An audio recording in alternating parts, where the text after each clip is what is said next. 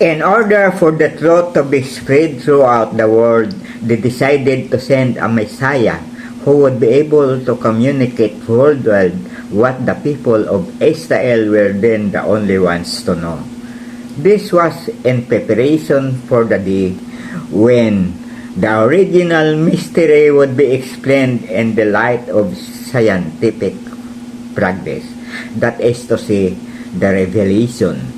So, they announced Him. Sa panahon na to kung saan tayo nabubuhay, tinawag naming period of revelation, sapat na ang pag-unlad ng siyensya at teknolohiya para maintindihan ang creation. Out of you, Bethlehem, shall come a governor for Israel, and whose roots are far back in the past, and this gone by. He shall stand and be their shepherd in the strength of Yahweh to the ends of the earth, and he shall be a man of peace. Micah chapter 5 verse 2 to 5. Exalt, daughters of Jerusalem, here is your king coming forth to you.